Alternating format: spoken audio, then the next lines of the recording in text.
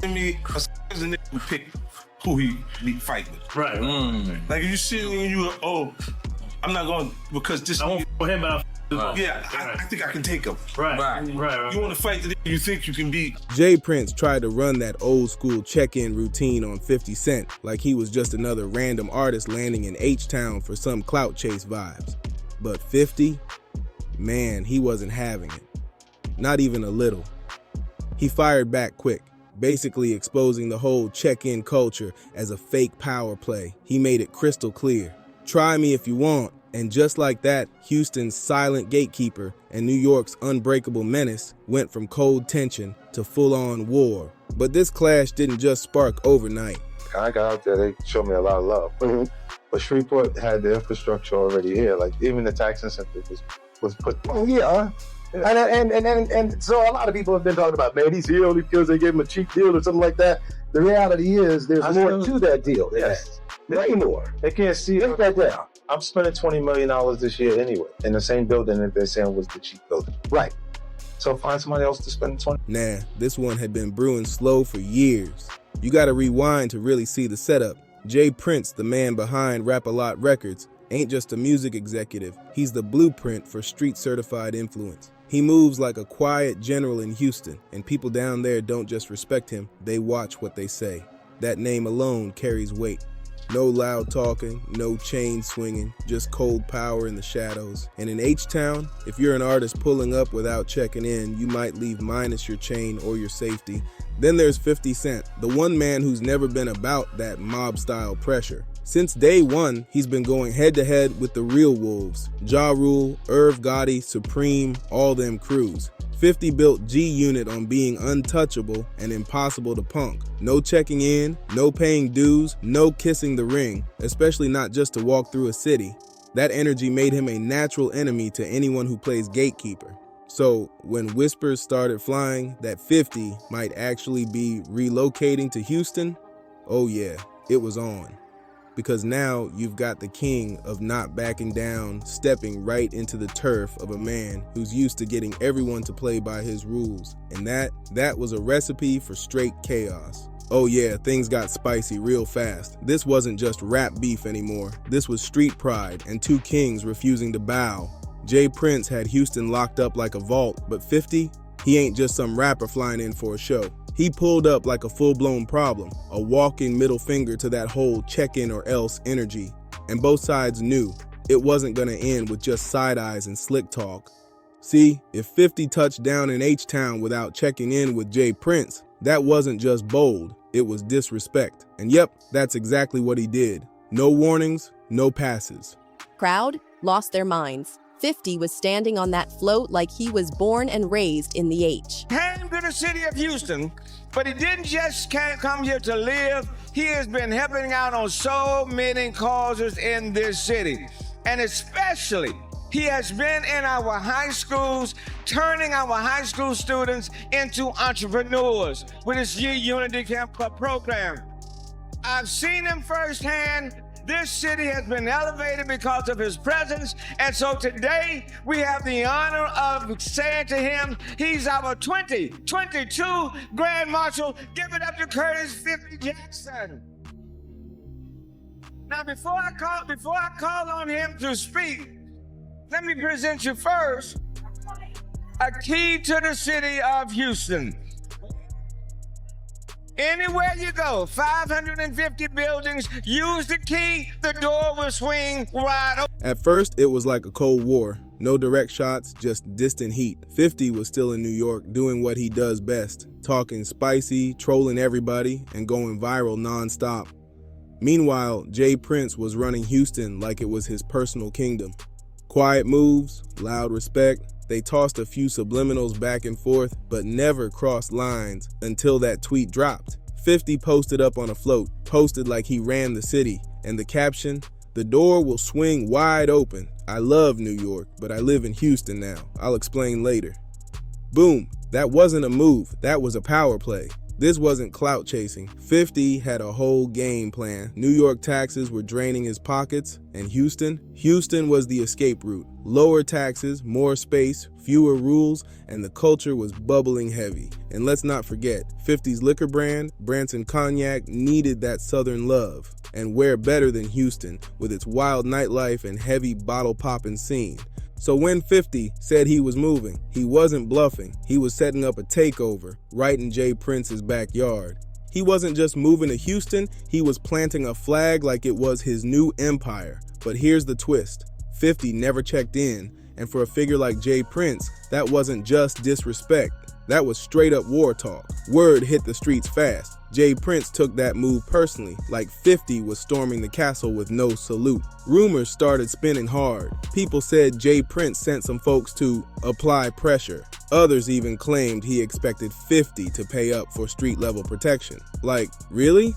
But 50? Please? That man don't fold under pressure. He told his crew, we G-Unit, we got our own muscle. Maybe we need to change the word for the youngsters. The checking in part, is they seem to get hung up on that word checking in. Yeah. So if we could diversify that word and bring it up to a 2021 thing. Right. What's the word, OG? What's the word? Maybe we may want to tell them they need to get connected. You're stuck on stupid, right? Yeah. You're stuck on stupid, and you're not using your powers or access to powers that you have. You're looking at it as a negative versus a positive. We all know if you can tap into good people wherever you go. Wherever. Yeah. You know what I mean? It's a blessing, Rick. Real talk. They weren't about to drop a single dime just to move around any city.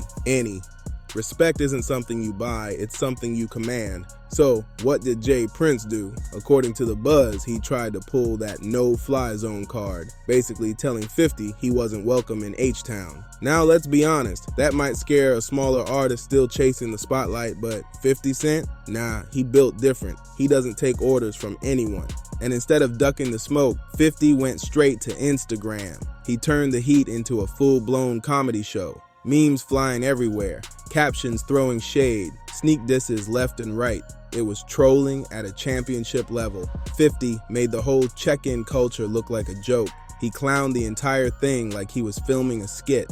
And just when you thought he'd let it cool down, he hit him with more fire. 50 straight up dared Jay Prince to act on it. But behind all that internet trolling, he was making real moves.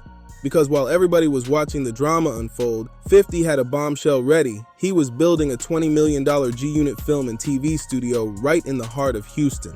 We're talking jobs, internships, big-time entertainment power plays that could have changed the entire game for the city. Then out of nowhere, boom, the whole G-Unit studio project vanishes from Houston and pops up in Shreveport, Louisiana. Publicly, 50 played it cool, saying Shreveport had better infrastructure. But let's be real, if you know, that move wasn't about buildings, it was about the streets. Houston politics got messy, and 50, he don't play chess with snakes. He flips the board, cuts the grass, and moves the whole kingdom somewhere safer. But here's the twist, and it's straight up poetic. Jay Prince might have tried to freeze 50 out of the city, but Houston showed love anyway. Not just some chill respect, real love. Just 1 year after 50 touched down, the city flipped the script. In 2022, during the Thanksgiving Day parade, Mayor Sylvester Turner pulled up and handed 50 the key to the city. Don't turn me down. What you said? Don't turn me down. What you on, folks? Don't turn you down. Yeah, man. What you on, folks? What you mean what I'm on? What you on, man? What the deal there? What up? What up? You want to buy your shit back? What? You ain't get you flunked out ass little nigga. I'm trying to see where you at. You dumb mother. What you got? $20 out of car? Nah, nigga. You know what we got? Nigga, stop that cab. Man. Motherfucking capping, bro. They gonna believe anything in the nigga. So to start my car, I just took a picture in the same car today with my little boy. You on this like y'all. I got a call, you know what I mean? Because the little homie young boy place got broke into. People went in his place, disrespected some different things, and I got a call about it. And the little homies that went into this place want to make that right because they understand that, young boy family is okay with me. And as you can see, homie, to make a long story short, I got your keys to your Rolls Royce. I got your keys to your McLaren. All that shit that they took. And the homie, Shakur, what you got, homie? We got your Rolls Royce umbrellas. We got your keys. We got a bunch of other shit, so. Right there on the mic, Turner called him a philanthropist, a boss, and praised him for investing in the youth with his G-Unity program. And the crowd, they went crazy. While the streets were buzzing with beef and whispers, 50 was on that float getting publicly crowned in daylight, no hiding, no fear. He stood tall up there, waving like Houston owed him the crown, dressed clean, smiling like he'd been running the city for decades. And honestly, at that point, it felt like he had. But this wasn't just for the cameras. 50 wasn't faking it. He really gave back. Through his G-Unity Foundation, he started putting in serious work. We're talking turkey drives, toy giveaways, school donations, straight service to the people. And he didn't do it solo either. He teamed up with the Houston Rockets, the Texans, the Astros, every major team in the city. And all of it ran through his Sire Spirits brand, turning liquor money into community power. So while some folks were playing politics behind closed doors, 50 was out in the open, building legacy, right in the same city that tried to shut him out.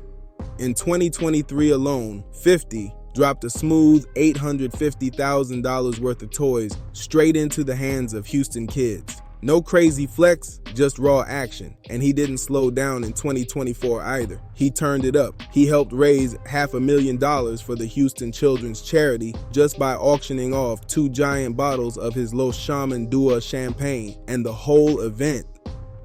Hey, I don't want no friends. I don't want no new relationships. All it. Hey, I don't respect none of this shit, man. If you got something for me, man, they got plenty around me you could call. Man, nigga, it's plenty ways you can get in touch with me. Man, don't get on no internet and do nothing publicly. Don't do nothing dealing with no publicity, none of that pussy and shit. And I'm good on the keys, gangster. When you buy shit cash, two keys come with the car anyway. Man, you this, man.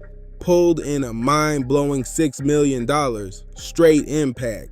Meanwhile, Jay Prince, word is he was watching it all go down like a dethroned king, stuck clapping from the sidelines. The same man who once ran Houston from the shadows now had to watch another boss get crowned in public. That's gotta burn, for real. Then boom, Tony Yayo steps in, the wildest voice in G-Unit, the one who always speaks what others hold back. In a Vlad TV interview, Yayo finally broke down why G-Unit never played that check-in game. According to him, it's all smoke and mirrors, just a hustle in disguise. You land in Houston, you check in, or you pay up, or worse, you get lined up. That's the playbook.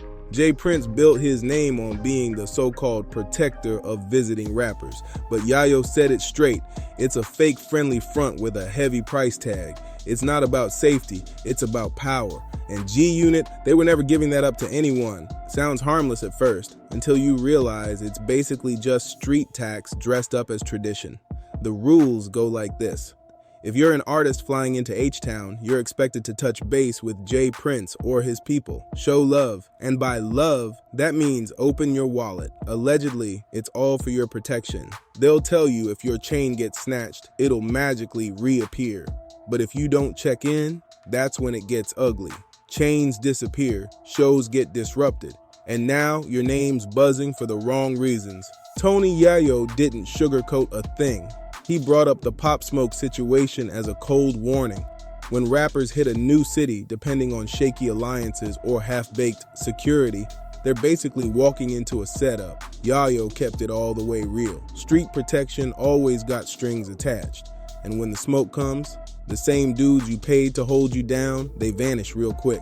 Dealing with older people, they're the last to know that things have changed. We not your little niggas. Like, the way you talking, I don't get what you mean.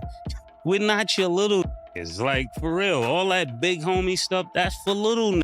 Little niggas have big homies. We're not little niggas, so we don't even respect big homies. I know Killer doesn't, and for me, I never respected niggas in the streets. That's why I always got the problems. Then he went even deeper. He warned that all these mob-tie games and phony gangster handshakes don't just bring drama, they bring federal eyes. This ain't the 90s no more. Start tossing around extortion talk, chain snatching, and setups, you're knocking on Rico's front door. That's federal time. And G-Unit, they never wanted that type of baggage.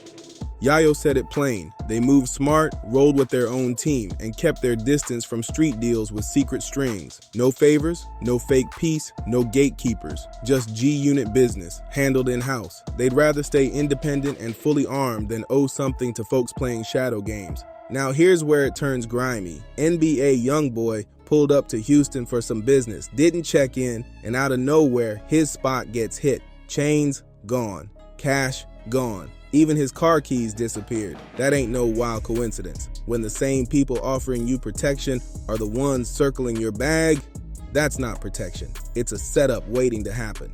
Then J Prince jumped on Instagram, trying to play hero, claimed he recovered YoungBoy's stolen goods like he was the street's guardian angel. But here's the weird part. He didn't call YoungBoy direct. Nah, he dropped a whole video, like a flex. And YoungBoy, he clapped back instantly, said straight up, if Prince was really trying to help, he wouldn't be chasing clout on Instagram like some 60-year-old trying to stay relevant. That wasn't no favor, YoungBoy said. That was a stunt. No filter, no hesitation, just pure facts. And 50 wasn't the only one calling it out. Cameron and Mace stepped in too, dragging J Prince for acting like he's still running the game from behind the curtain. They said it straight up. Real OGs uplift, not extort. If you're pushing 60 and still playing street balls, that ain't power. That's just looking desperate. And folks felt that. Then there's the dice games, J Prince's favorite side hustle right behind intimidation. Nothing should have happened. What do you say to that? What I would say to that is, I have a track record, man, and the Prince family have a track record of 30 plus years of, honoring and loving on our guests and being with our guests, and no shit like this never happened. But here's the thing, and this is what people don't understand. We ain't never had nobody to attack us, if you know what I mean. When a man attack a situation with a weapon, then, it become a playing field where, any and everything goes. And Mike and Junior was walking by. He actually went in the restroom to wash blood off his hand where he had reached up on the takeoff. He had to pick him up. And his fingers went in it. Why blood? Well, these weren't just little friendly wagers. Nah, these high-stakes games are legendary in Houston. But for all the wrong reasons, people been whispering for years. They're not just games, they're setups. Rigged environments to line up rappers who don't know the rules. And the most heartbreaking example, Takeoff. Everybody remembers the tragedy. Takeoff lost his life after one of those dice nights turned into chaos. But behind the headlines, the street rumors paint something darker. Word is, J Prince was furious that Quavo and Takeoff didn't check in when they touched down in Houston. And allegedly, he told his people to teach them a lesson. Nothing wild, just a scare, a little message. But it all went left, way left, and instead of a warning, we lost a legend. And J Prince, he ducked accountability like he's done before. No real answers, no heartfelt response, just more silence, weird interviews, and behind-the-scenes damage control, while another artist's life got swallowed up in street politics. Whenever someone brings up Takeoff, J Prince starts acting funny, dodging questions, changing the subject, mumbling like it was some mix-up. But at one point, he basically admitted to destroying evidence. Yes, evidence. And it didn't stop there. Takeoff wasn't the only one caught in that world. Remember Duke the jeweler? Man had just won $100,000 at one of those exact dice games. Thought he was up, thought he was safe. But before he could even reach his car, bam, gone. Another name, another loss, and another question mark surrounding those so-called dice nights. Ambushed, robbed, and gone, just like that. Another talented black man wiped out over what?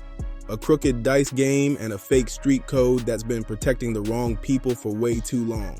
Now stack that against 50 Cent, who's out here opening community centers, handing out toys to kids, and putting real money into schools and futures. It's clear, one of these men is building legacy, and the other's still stuck playing puppet master with street fear and smoke signals. But here's the plot twist. 50's not trolling just for laughs anymore. Behind the memes and petty posts, he's allegedly stacking receipts. Word around the block says 50's been having real private convos behind the scenes, gathering info, connecting dots. And what's the buzz? That this whole check-in system is nothing but a slicked-out extortion ring dressed in loyalty talk. And 50? Oh, he's dropping hints, subtle ones. But if you know his game, you know what that means. He's letting people know federal eyes might already be watching. And if the feds get involved, it's a wrap, no cap. 50 ain't just talking, he's plotting. And he don't play checkers, he plays chess. Silent moves, long plays, cold strategy. All those little jabs on Instagram, yeah, they're just the smoke. The real fire's happening in the dark. Quiet calls, quiet meetings, quiet buildup. Some are saying he might even be crafting a full-blown legal takedown, or at the very least, stacking enough proof to blow this whole system wide open. Because all it takes is one post, one leaked message, one quiet Fed tip, and this whole shadow operation might collapse overnight. Let's keep it real. One man might still have the streets scared, but the other has the city in his pocket, the law watching his back, and the power to flip everything with one move. And let's be real, only one of them is winning this war loud and clear. 50 Cent didn't just move to Houston, he took it over. While J. Prince was out here allegedly pressing artists and flexing street fear, 50 was dapping up the mayor, getting honored on Thanksgiving floats, and actually putting money into the city. Programs, giveaways, real opportunities, real respect. He turned presence into power. And now, that whole check-in system is looking shaky, like it's standing on its last leg. So who really runs Houston now? The quiet street figure still moving in the shadows, or the man with the key to the city in his hand? You tell us, is 50 taking it too far? Or is he the hero hip-hop needed, finally calling out the shady rules that been haunting the game for too long? Make sure you like, comment, share, and subscribe, because this war is far from over. Let's talk about it in the comments.